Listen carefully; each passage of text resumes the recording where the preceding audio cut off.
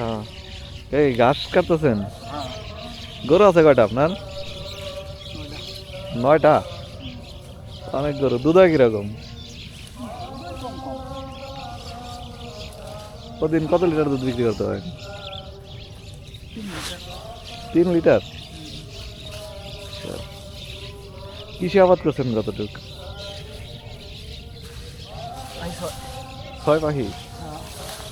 কি কি লাগাইছেন? সরিষা। সরিষায় রোগ বালাই হয় কিরকম? মানে খরচ হয় কিরকম আর লাভ হয় কিরকম সরিষায়? মোটামুটি খারাপ হয় না, লাভ ভালোই হয়। লাভ ভালোই। গত বছর কিরকম লাভ হয়েছিল আপনার? গেছে বার শস্যে লাভ ভালো হয়েছিল, এবার শস্য লাভ হয়েছে একটু কম। সরিষা ফলন কম। হ্যাঁ, এখানে যেসব সরিষা দেখতেছে এগুলো তো ফলন মোটামুটি এগুলা ভালো। আলহামদুলিল্লাহ ভালো। এগুলা ভালো, এগুলো আমার ছোটো ভাই বলছে এগুলো। এগুলো আপনার ছোট ভাই? হ্যাঁ, আর আপনার জমি কোন দিকে? আমার জমি আছে ওই থাম্বার বলে। হ্যাঁ। আর এই আছে ও, মানে ছোটো ভাই। বাড়িতে লেগে এখানেই? এই যে খেরে বলা মতো দেখা জানি জাপসা ওইটার থেকে আর ওই তিন একর থেকে এখানে আমাকে বাড়ি। আচ্ছা, যে এইটা দেখতেছি যে কিছু ফল বড় হয়েছে কিছু ছোট হয়েছে, এটার কারণ কি? সমান হয়ে যাবো, এগুলা সব সমান হয়ে যাবে ফল? সমান হয়ে যাবো।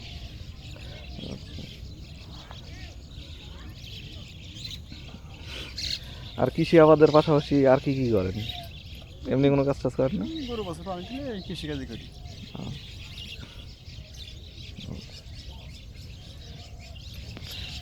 তো অনেক পরিশ্রম করেন সারাদিন। হ্যাঁ,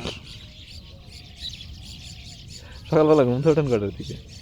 ওঠেন মোটামুটি আজানের সময়? আদানের সময় আমাকে এই গরু বছর করা লাগে।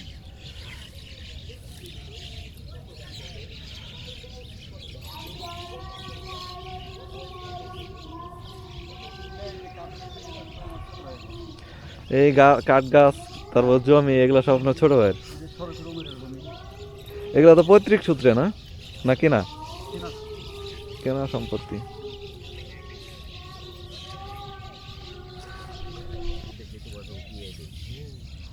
কাকা এটা কি জাতের ধান এগুলা? 1202। আপনার জমিতে লাগাইবেন? জমিতে লাগাইবেন? এটা ফলন আসে কতদিনে?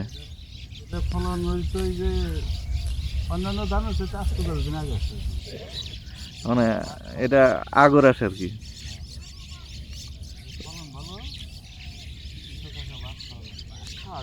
না ভাত খাওয়া যায় না, এই যে ধান বেচলাম এই ধান নিয়ে বেটারা ফেলাই দিছে না।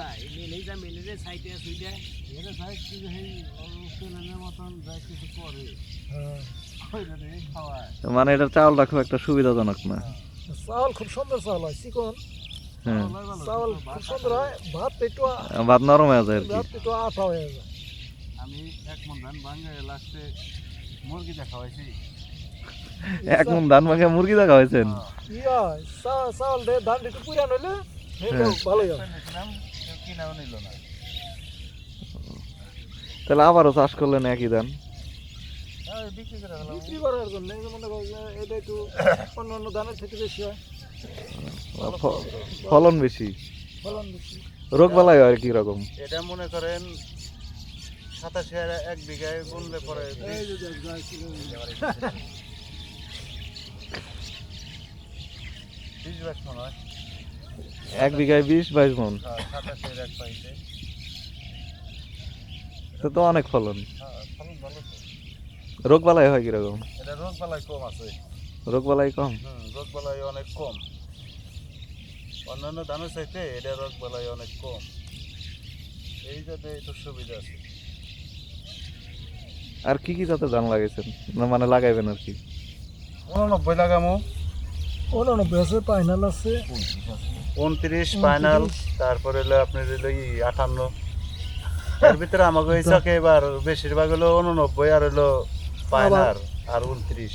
এই ছক্কা ধান আছে, ছক্কা ধানটাই বেশি ফলন হয়েছে, বোনা হইতেছে এবার আবার ছক্কা ধান? ছক্কা ধান নতুন নাম শুনলাম। ছক্কা ধান আমি লাগাবো এবার। আপনি লাগাইবেন? ছক্কা ধান বাজার চাহিদা কিরকম? ও ধানটা নতুন, এবার আমি বলুন চাহিদা সব সমানই, মনে করেন 9-10টা 20টা 50টা কমে এই তো মন খারাপ, তাছাড়া আর কিছু না। ধান ওইলে সবটাই নিয়ে যা, এই 1202 ধান নিয়ে গেলে যে দাম দেয় ওই 29 Final- ধান নিয়ে গেলে ওই দামই দেয়। ফাইনাল একটু মোটা আবার ওটার দাম একটু দেখা কম যায়, এখন তো আমাকেও কম দেয় ওরা কিনবার ঠিকই গেছি, আছে সবাই খালি হাইব্রিড কিনতেছে, সবাই হাইব্রিড কিনতেছে। আবার যখন এই যে চারা বাইসে যাব তখন দেখা যাব চারা বাজারে খালি 29 হাইব্রিড কোনো ধানই নাই। এই অবস্থা। আর কি কি চাষ করছিলেন এবছর? সর্ষে আছে, আলু আছে, তারপরে ভুট্টা আছে। আলুতে তো মনে হয় ধরা খাওয়াই দিচ্ছে একদম। হ্যাঁ আলু তো একটা আলুতে তো পুরা ধরাই। লস হয়েছে কিরকম এবার আপনার তারপর সজ আছে। আলুতে? আলু মোটামুটি আমাকে ভালো হইব, ডিশ আমালে 2.5 মণ ফলন আসবে। লস হবো না চালান পাকায় উঠান, পাকায় উঠাইলে তো না, আমরা কয়েকদিন। পাকায় উঠামো, আমরা পাকায় উঠামো। এক বিঘা ভুট্টা বলছি, ভুট্টারও ফলন ভালো আছে, ভুট্টা ভালো হয়েছে, না এবার যারা চাষাবাদ করছে সকলের ফলন মোটামুটি ভালো হয়েছে। সবারই ভালো হয়েছে। কিন্তু- ভালো হয়েছে কিন্তু এই যে পেঁয়াজটা আর আলুটা একটু ধরাই দিছে কৃষককে সরকার ওই যে লাস্টে আমদানি করে কৃষকদের সমস্যা করে দিচ্ছে। একেবারে কৃষক একটু ধরাই দিছে মানে 1 মণ শাগা পেঁয়াজ বোনার পেঁয়াজ কিনা হয়েছে 8,000 মনে করেন 10,000 না। টাকা দিয়ে। এতটুকু একটা লাউ 80-90 টাকা হইলে কিনা খাচ্ছি, হুম। এখনো এই লাউটা 50-60 টাকা হলে বিক্রি করা যায়। শুধু একমাত্র কফি আলার হইলে ধরা খাওয়া দিছে। না কপিও তো আবার প্রথম দিকে বেশি বেচছে, হ্যাঁ প্রথম দিকে তো প্রথম বেশি। দিকে 80 টাকা 90 টাকা 100 টাকা কেজি। কেজি কেজি, বেচছে। হ্যাঁ। এখন এগুলো তো কফি হয়েছিল না ডাটি খাইছে মানুষে ডাটি যাই হোক মানে আমরাই তো কিনা খাইছি খালি। আমার তো মনে হয় যে তাহলে খুব একটা কৃষকের লস না, মানে হাতে গোনা 50% কৃষকের লাভ হয়েছে আর কৃষকের 50% লস এই হয়েছে। যে আগের যে জিনিসটা উঠে ওই জিনিসটাই লাভবান করা যায় যেন কি একটু পরে ওঠে সেটা একটু মনে ইয়া। করেন আমি 7-8 বিঘা আমার জায়গা কদু চাষ করছি, এই যে লাউ মনে করেন 3 লাউ তুলছি, আমার 6,000 টাকা বিক্রি হয়েছে। আলহামদুলিল্লাহ 6,000 টাকা বিক্রি অনেক তো। আর 6,000 টাকার লাউ আমার গাছে আছে, এই সাইজ এইরকম লাউ আছে। মানে যে কোনো লোক গেলে পরে যে সেটা গেলে ভিডিও করে, লাউ ভিডিও করে যাইতেছে আবার ছিলেন।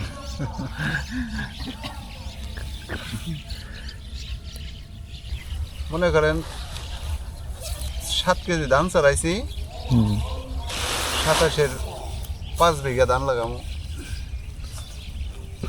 কেজি আসবো এক কেজিতে 1 পাই করে ধান আসবো। আবার কিছু ছাড়া বিক্রি করে পাবো। আবার অনেকে আছে তারা ভালো কিষানি বোঝে না, তারা পাজা দেয়, পাজা নষ্ট হয়।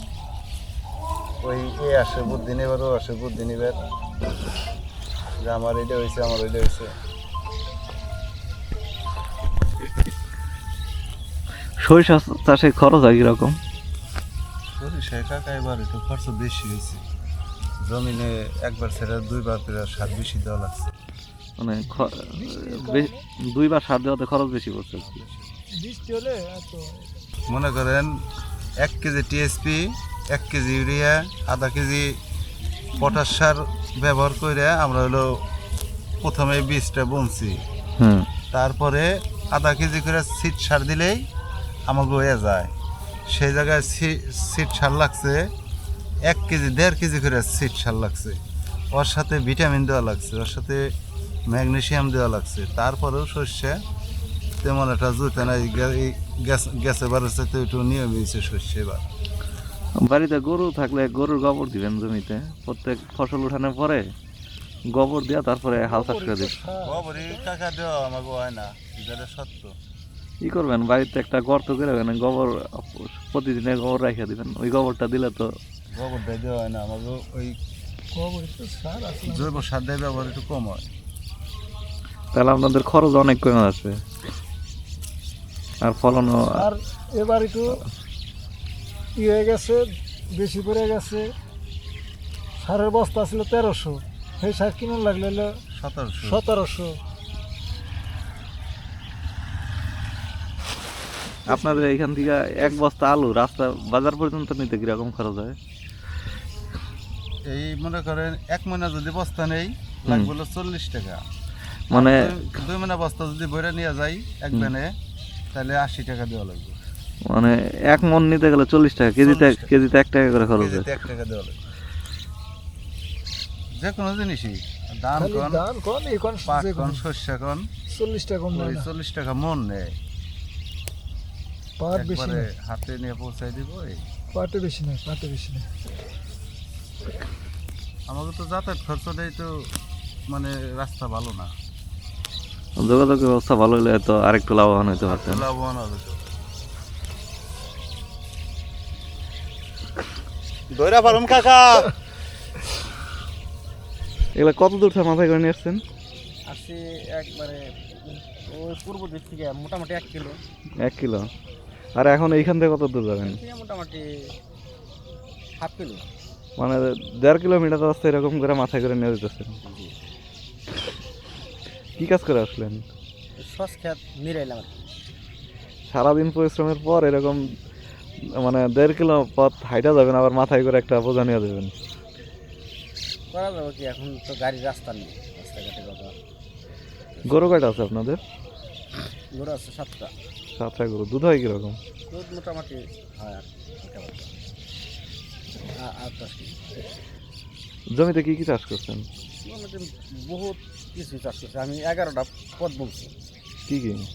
সর্ষে, সস, গম, ভুট্টা, তার কলাই আছে, যে তার রসুন আছে, পেঁয়াজ আছে।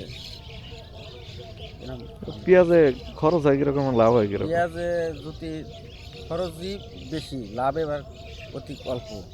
মানে 200 টাকা কেজি কিনা বলছি, আর এখন 40-45 টাকা কেজি।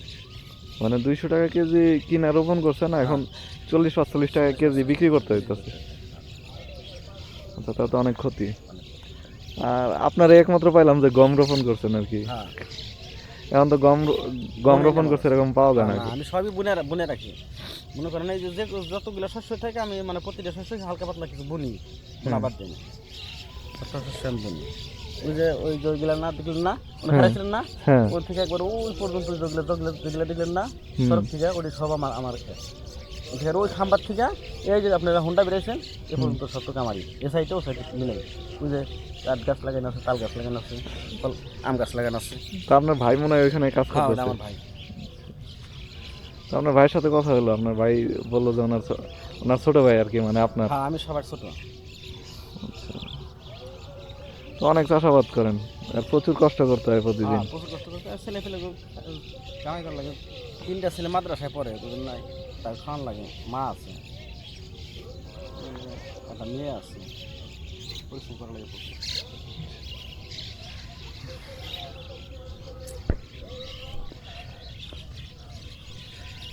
ঠান্ডা মাটির ভিতরে খালি পায়ে হেঁটে দিতেছেন, ই লাগে না, খারাপ লাগে না? চকে থাইলেন। কি চাষ করছেন এবার? এবছর কি চাষ করছেন? সরিষা। ফলন কিরকম হয়েছে? মানে এই যে কাঁচা অবস্থায় ফলন কিরকম আসছে?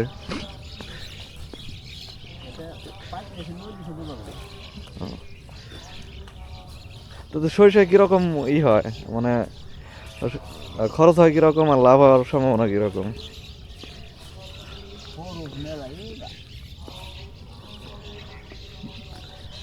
সরিষার রোগ বালাই হয় কিরকম?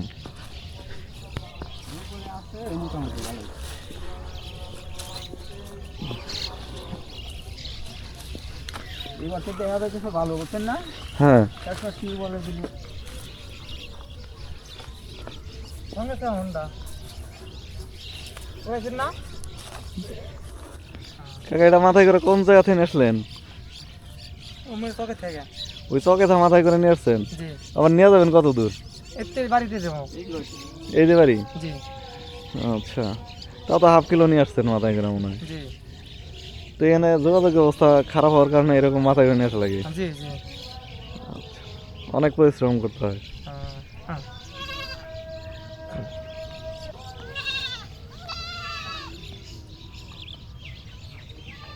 ওই কাগজ দাহে দিন যাচ্ছে না বুঝছেন? আমি থাকি ওই তো সামনে দেখে দেবো। কতটুকু জায়গা তেল দিচ্ছেন?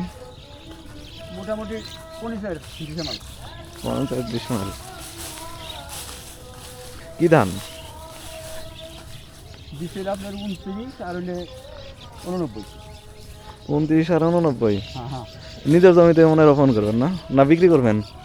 না নিজের জমিতে মানে ফোন করে রাখছি তো হ্যাঁ। সেই জমিতে। আচ্ছা, সনকারে এবার কত টাকা করে নিচ্ছে? কত ডিসেম্বর ধরুন 300, কত আবার 400, কত 350।